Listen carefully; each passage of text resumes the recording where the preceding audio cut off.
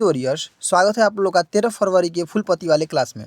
दोस्तों, रोज की तरह हम लोग पहले 10 क्वेश्चन करेंगे, उसका इंपॉर्टेंट फैक्ट करेंगे और लास्ट में इन सब पर आधारित 30 ऑब्जेक्टिव क्वेश्चन जो कि इन सभी से रिलेटेड होगा। लास्ट में हम लोग 30 ऑब्जेक्टिव क्वेश्चन भी लगाएंगे, तो वीडियो को अच्छा से देखिएगा क्योंकि आप लोग 30 क्वेश्चन लगा सकें।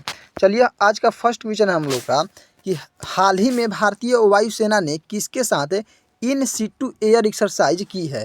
तो किसके साथ की है? तो थाईलैंड के साथ। कौन सा एक्सरसाइज है? इन सिटू एयर एक्सरसाइज है, एयरफोर्स का एक्सरसाइज है। ठीक है, किसके साथ किया है? भारत और थाईलैंड के साथ हुआ है।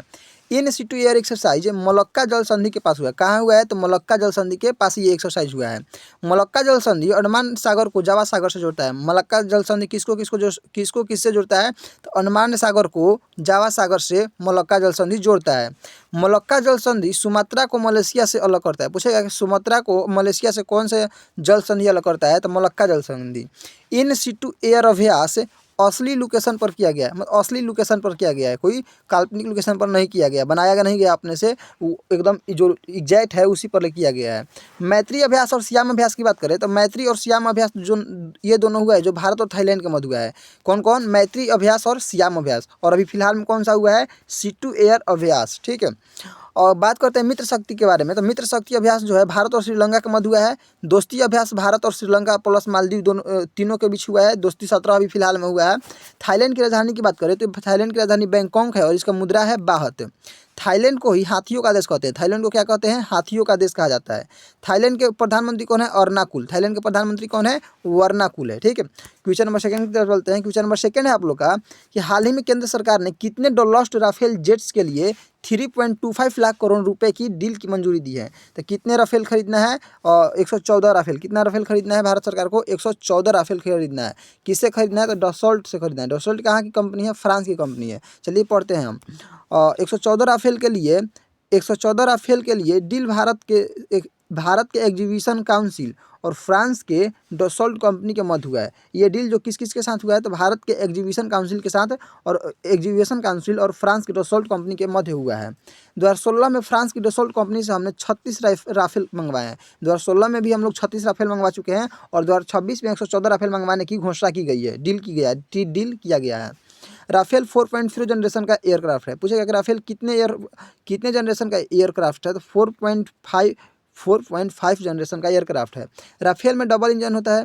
हरियाणा के अंबाला और पश्चिम बंगाल के हासीमारा में राफेल तैनात है। राफेल कहाँ कहाँ तैनात है? तो हरियाणा के अंबाला में है और पश्चिम बंगाल के हासीमारा में है। ठीक है, P-81 पनडुब्बी रोधक युद्धक विमान है। P-81 क्या है? P जो 81 है वो पनडुब्बी रोधी युद्धक विमान है। कहाँ से विमान आएगा ये? तो अमेरिका से आएगा, USA से आएगा ये विमान।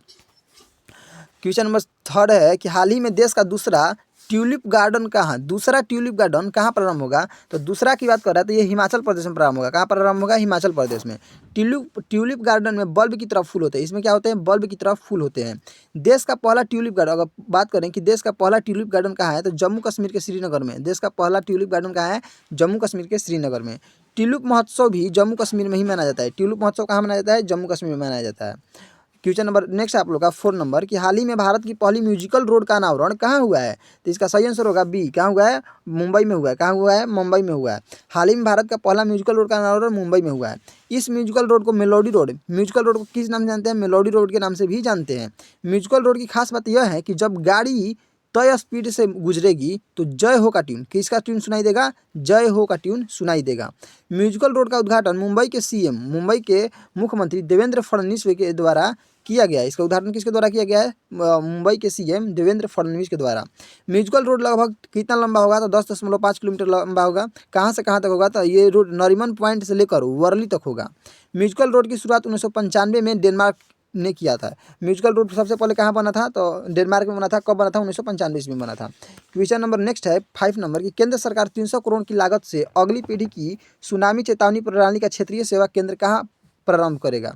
तो कहाँ प्रारंभ करेगा? अंडमान निकोबार द्वीप समूह में प्रारंभ करेगा। अगर बात करते हैं इनक्वाइस की संस्था बारे में, इनक्वाइस संस्था ने अंडमान निकोबार के स्वराज द्वीप के विजयनगर में सुनामी चेतावनी प्रणाली का क्षेत्रीय सेवा केंद्र स्थापित किया है। कौन सा संस्था का नाम है? इनक्वाइस संस्था। इनक्वाइस संस्था समुद्र में होने वाली गतिविधियों को सूचना देता है। ये क्या करता है? समुद्र में होने वाली गतिविधियों का सूचना देता है। इनक्वाइस संस्था कहाँ है? तो इनक्वाइस संस्था हैदराबाद में स्थित है। हेवलॉक द्वीप का ही नाम बदलकर स्वराज द्वीप कर दिया गया है। स्वराज द्वीप का पुराना नाम क्या था? हेवलॉक द्वीप। सुनामी कैसे लिखाता है? तो TSUNAMI लिखाता है। ये कैसी शब्द है? तो जापान की शब्द है, जो जापानिक शब्द है, ठीक है। पानी के अंदर आए भूकंप को सुनामी कहते हैं, नॉर्मली बात है। अंडमान निकोबार की राजधानी क्या है? तो श्री विजयपुरम। अंडमान निकोबार की राजधानी पूछेगा तो श्री विजयपुरम मानना है। अंडमान निकोबार की सबसे ऊंची चोटी कौन है? तो सैडल चोटी, सैडल पीक या सैडल चोटी है। अंडमान निकोबार की सबसे ऊंची चोटी सैडल पीक है। भारत का एकमात्र सक्रिय ज्वालामुखी का नाम क्या है? बैरन द्वीप। भारत का एकमात्र सक्रिय ज्वालामुखी का नाम क्या है? बैरन द्वीप है। क्वेश्चन नंबर नेक्स्ट आप लोग का 6 नंबर कि हाल ही में सर्वोच्च न्यायालय ने किस रोग के इलाज में स्टेम सेल थेरेपी पर रोक लगाई है? तो ये ऑटिज्म के किस रोग के? ऑटिज्म रोग के इलाज के लिए स्टेम सेल थेरेपी कराया जाता था, उस पर रोक लगा दिया गया है सर्वोच्च न्यायालय के द्वारा।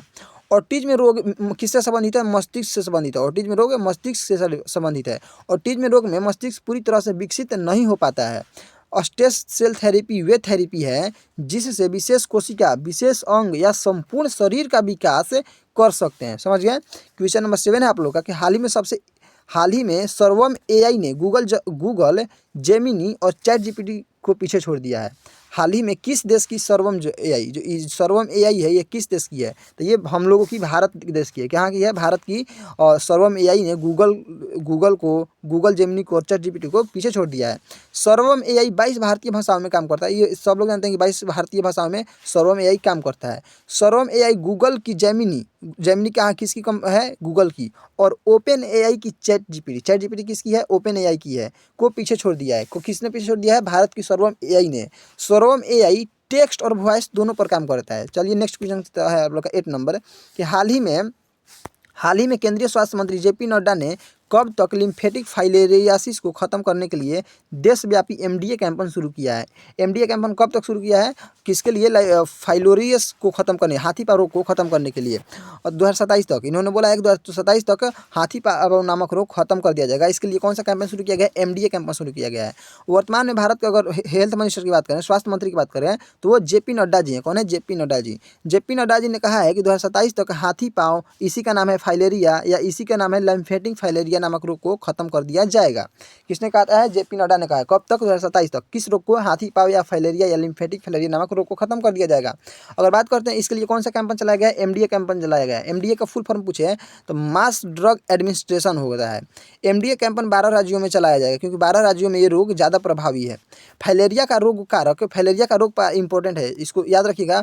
ब्रूचेरिया ब्रोंकोप्टाई निमोटेड क्या है? ब्रूचेरिया ब्रोंकोप्टाई निमेटेड है, ठीक है। फाइलेरिया रोग में पैर सूजकर हाथी के पाँव जैसा हो जाता है, इसीलिए फाइलेरिया रोग को हाथी पाँव रोग भी कहते हैं। क्वेश्चन नंबर नेक्स्ट है आप लोग का कि प्रतिवर्ष वर्ल्ड रेडियो डे कब मनाया जाता है? तो वर्ल्ड रेडियो डे 13 फरवरी को। कब मनाया जाता है? 13 फरवरी को मनाया जाता है। नेक्स्ट है एक पॉइंट कि 13 फरवरी 1946 में 13 फरवरी 1946 में यूएन रेडियो की स्थापना हुई थी, इसीलिए 13 फरवरी को वर्ल्ड रेडियो डे मनाया जाता है। रेडियो डे 2024 की थीम पूछे तो radio and AI. Radio day 2026 की थीम क्या है? रेडियो और एआई है। अमरोह उत्तर प्रदेश के रहने वाले राम सिंह जी को रेडियो मैन के नाम से जानते हैं। रेडियो मैन किसे कहते हैं? राम सिंह को। कहाँ के रहने वाले हैं? उत्तर प्रदेश के रहने वाले हैं। 13 फरवरी को राष्ट्रीय महिला दिवस मनाया जाता है, जो कि आज है 13 फरवरी। सरोजिनी नायडू किसके जन्मदिन पर? सरोजिनी नायडू के जन्मदिन पर 13 फरवरी को राष्ट्रीय महिला दिवस मनाया जाता है। भारत के पहली महिला राज्यपाल की बात करें तो वो कौन है? सरोजिनी नायडू है। कांग्रेस की पहली भारतीय महिला अध्यक्ष की बात करें तो सरोजिनी नायडू है, जो कि कानपुर अधिवेशन 1925 में अध्यक्ष बनी थी। अगला पॉइंट है कि सरोजिनी नायडू की पुस्तक का नाम ब्रोकन द विंग्स है। Broken the wings Sarojini Naidu की पुस्तक का नाम है। सरोजिनी नायडू की भारत की स्वर कोकिला किसे कहते हैं? सरोजिनी नायडू को कहते हैं। 12 फरवरी को स्वामी दयानंद सरस्वती के जयंती के रूप में बात करते हैं कि 12 फरवरी को क्या मनाया जाता है? तो 12 फरवरी को स्वामी दयानंद सरस्वती की जयंती है, ठीक है। आर्य समाज की स्थापना किसने किया था? आर्य समाज की स्थापना में स्वामी दयानंद सरस्वती जी ने किया था। कब किया था? 1875 में किया था। सत्यार्थ प्रकाश किसकी पुस्तक है? सत्यार्थ प्रकाश स्वामी दयानंद की पुस्तक है। शुद्धि आंदोलन की शुरुआत स्वामी दयानंद ही ने किया था। वेदों की ओर लौटो का नारा भी स्वामी दयानंद ने दिया था। अगला क्वेश्चन है अब आज का लास्ट क्वेश्चन कि हाल ही में विटामिन B12 पर प्रिया ट्रायल कहाँ हुआ है? तो पी से प्रिया, पी से पुणे। प्रिया ट्रायल कहाँ हुआ है? पुणे में हुआ है। ग्रामीण युवाओं में B12 की जाँच किया गया है। ग्रामीण युवाओं में B12 की जाँच किया गया है और बताया गया है कि अगर माता पिता में B12 की पर्याप्त मात्रा होगी तो उनके नवजात का वजन के साथ ऊंचाई का अनुपात सही रहेगा, अर्थात भ्रूण का विकास अच्छा से होगा। गर्भवती महिलाओं को फॉलिक एसिड, B9 को फॉलिक एसिड कहते हैं, गर्भवती महिलाओं को फॉलिक एसिड के साथ B12 भी देना चाहिए। B12 का एक अन्य नाम है साइनोकोबोलिन। और विटामिन B12 में कोबाल्ट धातु पाया जाता है। कौन सा धातु पाया जाता है? कोबाल्ट धातु। तो आज का 10 क्वेश्चन खत्म हो चुका है। अब चलिए इस पर हम लोग ऑब्जेक्टिव लगाते हैं। फर्स्ट आप लोग का ऑब्जेक्टिव क्वेश्चन है कि इनक्वाइस द्वारा 300 करोड़ की लागत से अगली पीढ़ी का सुनामी चेतावनी प्रणाली का क्षेत्रीय सेवा केंद्र कहाँ स्थापित किया गया है? तो वो स्वराज द्वीप हैवलॉक में स्वराज द्वीप अंडमान निकोबार में स्थापित किया गया है। अगला क्वेश्चन है कि सुनामी किस भाषा का शब्द है? तो सुनामी जापानी भाषा का शब्द है। नेक्स्ट क्वेश्चन है क्वेश्चन नंबर 3 कि स्वराज द्वीप का पुराना नाम क्या है? तो इसका पुराना नाम आप लोग जानते हैं हैवलॉक द्वीप है। क्या है? हैवलॉक द्वीप है। क्वेश्चन नंबर 4 है आप लोगों का। क्वेश्चन नंबर 4 देखिए। क्वेश्चन नंबर 4 है कि अंडमान निकोबार द्वीप समूह की सबसे ऊंची चोटी का नाम बताइए। Saddle peak. इसकी ऊंची चोटी का नाम क्या है? Saddle peak. 5 है क्वेश्चन कि भारत का एकमात्र सक्रिय ज्वालामुखी कौन सा है? तो एकमात्र सक्रिय ज्वालामुखी बैरन द्वीप है। कौन सी है? बैरन द्वीप है। क्वेश्चन नंबर नेक्स्ट है 6 नंबर कि हाल ही में सर्वोच्च न्यायालय ने किस बीमारी के इलाज में स्टेम सेल थेरेपी पर रोक लगाई है? तो उस बीमारी का नाम है ऑटिज्म। क्या बीमारी का नाम है? ऑटिज्म। क्वेश्चन नंबर 7 है कि सर्वम एआई क्या है जिसने हाल ही में गूगल जेमिनी और चैट जीपीटी को भी पीछे छोड़ने का दावा किया है? तो जो सर्वम एआई है वो क्या है? भारत की एआई मॉडल है। क्या है? भारत की एआई मॉडल है। क्वेश्चन नंबर 8 है कि केंद्रीय स्वास्थ्य मंत्री जेपी नड्डा ने किस वर्ष तक लिम्फेटिक फाइलेरिया को खत्म करने का लक्ष्य रखा है? 2027 तक। कब तक? 2027 तक। 9 नंबर क्वेश्चन है कि एमडीए कैंपन का पूर्ण रूप क्या है? एमडीए का फुल फॉर्म पूछा है। तो एमडीए का फुल फॉर्म होगा मास ड्रग एडमिनिस्ट्रेशन। ठीक है। क्वेश्चन नंबर 10 है आप लोगों का कि फाइलेरिया रोग का मुख्य कारक क्या है? फाइलेरिया रोग का मुख्य कारक, इसका राइट आंसर होगा ऑप्शन नंबर बी, बुचेरिया ब्रोकैम्पटी निमोटेड है। क्वेश्चन 11 है कि प्रतिवर्ष विश्व रेडियो दिवस कब मनाया जाता है? प्रतिवर्ष विश्व रेडियो दिवस कब मनाया जाता है? तो इसका राइट आंसर होगा ऑप्शन नंबर बी, 13 फरवरी को विश्व रेडियो दिवस मनाया जाता है। नेक्स्ट क्वेश्चन है कि विश्व रेडियो दिवस 2026 की थीम क्या रखी गई है? तो रेडियो एंड एआई। इसकी थीम क्या है? रेडियो एंड एआई है। क्वेश्चन 13 है कि भारत में राष्ट्रीय महिला दिवस 13 फरवरी को किसके याद में मनाया जाता है? तो सरोजिनी नायडू के याद में मनाया जाता है। क्वेश्चन 14 है आप लोगों का, भारतीय राष्ट्रीय कांग्रेस की पहली भारतीय महिला अध्यक्ष कौन है? तो वो सरोजिनी, भारतीय महिला पूछा है तो सरोजिनी नायडू मारना है। अगर सिर्फ महिला पूछता तो एनी बेसेंट मारना था। क्वेश्चन 15 है कि भारत की पहली महिला राज्यपाल कौन बनी है? तो सरोजिनी नायडू भारत की पहली महिला राज्यपाल है। अगला सवाल है, नेक्स्ट क्वेश्चन है आप लोग का कि 16 कि सरोजिनी नायडू के भारत की कोकिला के अलावा उनकी किस पुस्तक के लिए जाना जाता है? तो इस सरोजिनी नायडू की पुस्तक का नाम क्या है? The broken wings. क्या है? The broken wings. नेक्स्ट सवाल है आप लोग का कि भारतीय वायुसेना ने हाल ही में किस देश के साथ इन डीप एयर एक्सरसाइज, इन सूटी होगा, क्या होगा? इन डीप नहीं होगा, इन सूटी एयर एक्सरसाइज में भाग लिया है। इन सूटी एयर एक्सरसाइज में भाग लिया है। तो थाईलैंड के, किसके साथ? थाईलैंड देश की। नेक्स्ट क्वेश्चन है क्वेश्चन नंबर नेक्स्ट आप लोग का, थाईलैंड की राजधानी और वहाँ की मुद्रा का नाम बताइए। इसका राइट आंसर होगा थाईलैंड की राजधानी है बैंकॉक और मुद्रा की बात करें तो बाहत, वहाँ की मुद्रा है बाहत। ठीक है। अगला सवाल है आप लोग का 19 कि भारत ने फ्रांस की डसॉल्ट कंपनी के साथ कुल कितने राफेल जेट्स का समझौता किया है? 114 राफेल मंगवाने की डील हुई है। ठीक है। भारत और थाईलैंड के, फ्रांस के मध्य, भारत और फ्रांस के मध्य। क्वेश्चन 20 है कि P-81 पेसिडोन विमान भारत के किस देश से खरीदा गया है? खरीदा गया है तो अमेरिका से। किस देश से खरीदा गया है? अमेरिका से खरीदा गया है। क्वेश्चन नंबर 21 है कि हाल ही में देश का दूसरा ट्यूलिप गार्डन कहाँ प्रारंभ किया जाएगा? तो दूसरा की बात कर रहा है तो दूसरा हिमाचल प्रदेश में प्रारंभ किया जाएगा। पहला कहाँ प्रारंभ किया गया था? तो जम्मू कश्मीर के श्रीनगर में। 22 है कि भारत की पहली म्यूजिकल रोड का अनावरण कहाँ हुआ है? मुंबई में हुआ है। क्वेश्चन नंबर 23 है कि ब्रोकन विंग्स पुस्तक की लेखक कौन है? सरोजिनी नायडू है। कौन है? सरोजिनी नायडू है। क्वेश्चन नंबर नेक्स्ट आप लोग का 24 कि आर्य समाज की स्थापना स्वामी दयानंद सरस्वती ने किस वर्ष की है? 1875 ईस्वी में की है। क्वेश्चन नंबर 25 है कि सत्यार्थ प्रकाश पुस्तक के लेखक कौन है? स्वामी दयानंद सरस्वती है सत्यार्थ प्रकाश पुस्तक के लेखक। क्वेश्चन 26 है कि वेदों की ओर लौटो का नारा किसने दिया था? स्वामी दयानंद सरस्वती जी ने ही दिया था।